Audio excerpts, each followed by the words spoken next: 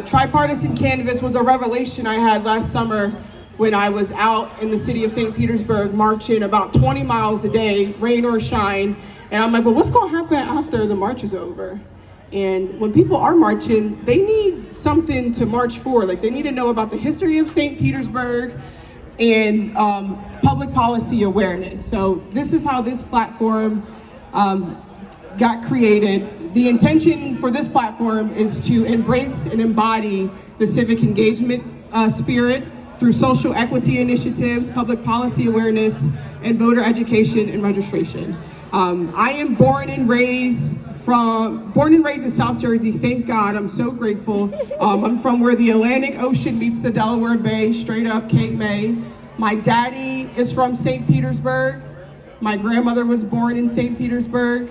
And my great-grandparents were laid to rest here, but they came here in the 40s and actually settled 0.23 miles from here in a neighborhood called Methodist Town. So my legacy is here in the city of St. Petersburg.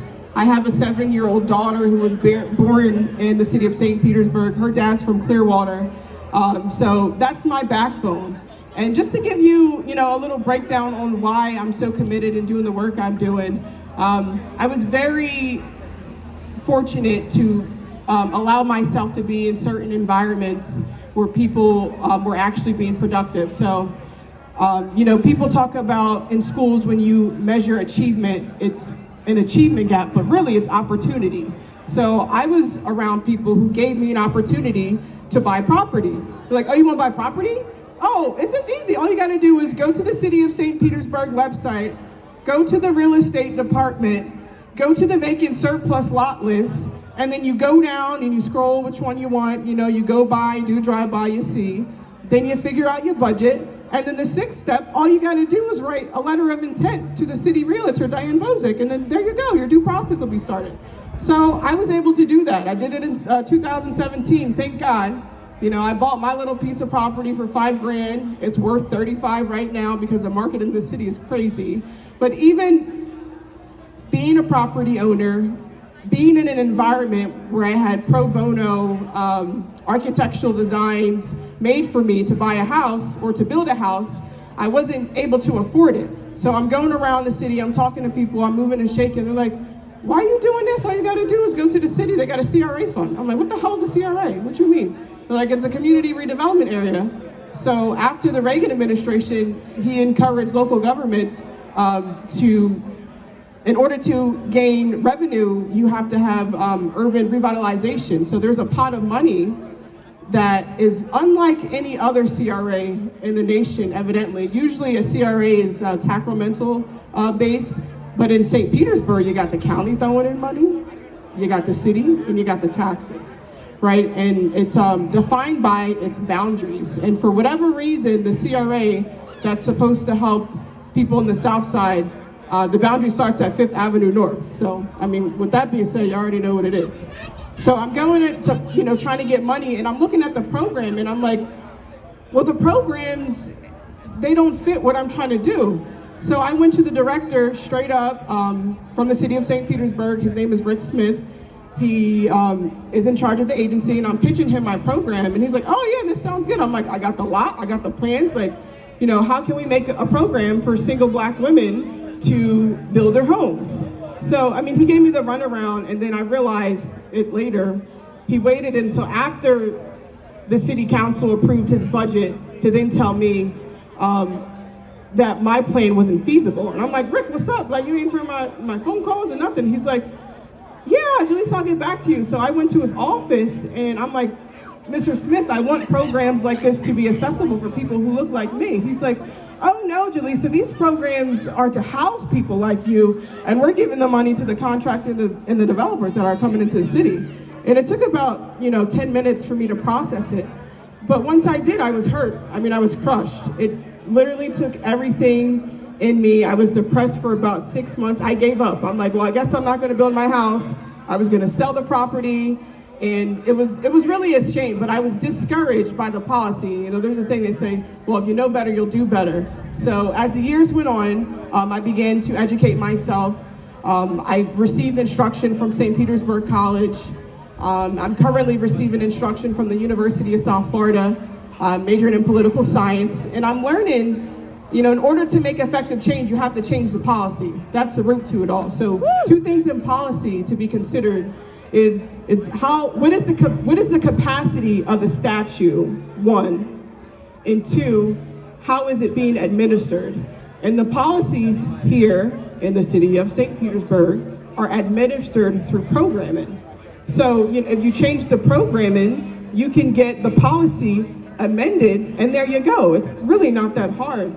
But when you're dealing with a city who codified its municipal charter in 1931 and whose main and sole purpose is to uphold that charter, they can't understand it, right? This is the same city that named 2 parks after William B. Straub, who told a city planner, Nolan Ryan, in 1923, "Oh, Nolan, we can't segregate the Negro legally. We have to do it by custom, custom and practices." So when they go downtown, you tell them they can't sit on that green bench because that's going to hurt our tourist money.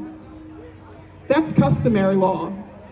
And that's what corrodes the integrity here in the city of St. Petersburg. So my motivations here, I'm 29, I have a 7-year-old, and I'm just thinking about 10 and 15 years from now. When people plan, they plan 20 to 25 years in advance. And right now we have leverage. We got 4 city council seats up for grabs, and we got a mayoral race. We need to be civically engaged, and it's not easy. You look at the city or the weekly city council agenda, it's like minimum 219 pages. That is very discouraging. That'll make anyone quit, right? And the fact that we have legislators who know nothing about legislation is even more terrifying. It's more terrifying than HB1 that Governor DeSantis just passed. He wants to give RICO charges for protesting. He's like, we'll stop them, we'll hit them with the RICO. As soon as they said that, I was like, I'm done. I'm not gonna be in the streets no more. I got a kid. I'm not taking a 15-year felony, But then when you take a step back, he's like, oh yeah, but we're not gonna enforce it right now. So it's again, putting people intentionally in a corner and perpetuating this notion with fear, right? So in St. Petersburg, it serves scientifically as some sort of semiconductor, right? And this is how policy is important. And in this semiconductor, you have this region of transition. So in this region of transition, you have conduction happen. It's like, well, what the hell is conduction? Conduction is when there's a substance being directly transmitted into an area. And when this substance is being directly transmitted into an area, it creates holes. Scientifically, they call them electrons. But we in South St. Pete interpret the holes as no grocery stores, no crosswalks, no Black-owned businesses, no equity. So how do we address that, right? It's going to take individual responsibility. I have friends who come up to me like, Jalessa, how can we be more involved? How can we not be racist? And I look at them like they're crazy. I'm like, I don't know, but Cornel West says, in order for one to combat social and racial injustice, one has to go under kenosis, self-emptying, right? And in that place of self-emptying, you're able to transcend. Right now, as a student at the University of South Florida, in my contemporary politics class, I've chose my final to be on the conservative temperament, right? Not the conservative man, but the conservative temperament as a disposition. So in this disposition, it's like, it needs every opportunity, right? By any means necessary and cannot afford any loss. And that's the temperament, that's the disposition that we're dealing with in the city of St. Petersburg. And I say conservative temperament, not the conservative man or partisanship, because we have 8 city council seats and about 6 out of 8 of the seats are openly Democrats, right? And the Democratic Party here in Pinellas County is passing conservative legislation weekly. And then they come to me, Jalessa Blackshear, like, Jalessa, how can we get out the vote in District 70? I said, give people equity. You're knocking on my door and you're asking me to vote, and I can't decide where my kids go to school. I can't have any say where I want a grocery store to go. And so you give me a grocery store, and then you want to save $50 million by removing the municipal services to my neighborhood because you're doing me a favor, and you want me to vote for what? You know? So tripartisan canvas is, well, I'm going to use it as a civic engagement tool because I can't do this here by myself. You know, there's people who have been born and raised here who don't know the resources that they are inherited to in this city, right? Nationally, everyone's talking about reparations. You have Georgetown University. They sold 272 slaves. Georgetown just raised, I think they got $2.5 million for a restitution fund to give to the descendants of those slaves. Georgetown University, you have Evanston, Illinois. Evanston, Illinois is the first city in the United States to acknowledge reparations, March 23rd of 2019, and they are having help from nonprofits and other private entities, because it's not just on the government. Everyone has a responsibility, you know, and my friends who go to Stetson Law and who are conservatives, they're like, Jalessa, you can get reparations, just don't call it that. I'm like, what do you mean? They're like, call it restitution. I'm like, all right, so in that case, we need a gas plant restitution fund. Woo! Everyone's talking about, where is it at? The Tropicana field. I have city officials in my inbox asking me, Jalessa, what should we do about Tropicana field? And I tell them, I don't care what y'all do. If you're not gonna give direct equity to the descendants of that gas plant district, it'll never be right. The Rays, everyone's here for the Rays game, right? Raise up, I support the Rays. They will never win a World Series until the city of St. Petersburg gives the descendants of the gas plant district restitution. It'll never happen, and that's the law of nature. That's just what it is. And they went to the World Series, but they didn't win, and they won't win until it is acknowledged that there be a restitution to the descendants of the gas plant district. And that we have a new administration coming in. You know, Christman right now is just topping it off with cherries. He's like, I'm gonna build this, I'm gonna build that. Go to Marina, I'm gonna build that and this. Like, he don't care at this point. We got the police station, we got a $92 million bayfront that we can't even swim in, you know, but it's justified, or they say it's justifiable statutory language. Excuse me, I'm gonna get off the mic. My Kanye West rant is done for right now. But I encourage you all to remain civically engaged.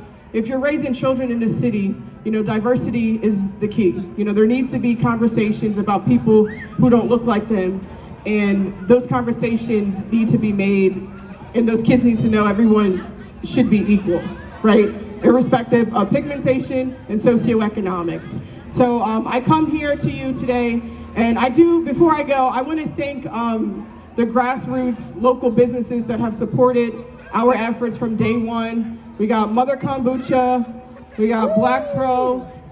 Rachel, I'm missing a few. I don't have the list in front of me, but they all donated to the fundraiser. We got Jam Dish, who's here from Tampa. They have Caribbean style food in the corner.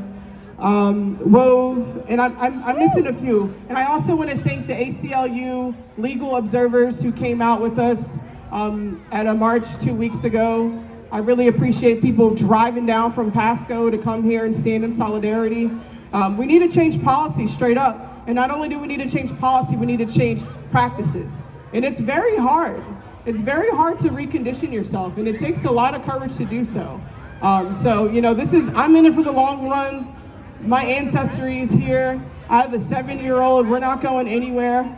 And I thank you all for being here. Again, my name is Jalessa Blackshear. My organization is Tripartisan Canvas. If you want to support our efforts tonight, we have a raffle, and you can get a t-shirt printed from Wove over here. Those contributions, some of those contributions will be made to us. Yeah, that's about it. Thank you, Green Bench, for hosting us. Thank you, Sarah Love. Thank you, Adriana Generello. She's like the backbone for Tripartisan Canvas. Rissa Ray, who's my sister from a different mister. I seen Chris came through here. If anyone needs an SBA loan, That's your guy. Chris, can you wave your hand? He's closing SBA loans all day. All right, y'all. Have a good night. Thank you. Oh, shout out to the St. Pete Tenants Union, too. I'm sorry.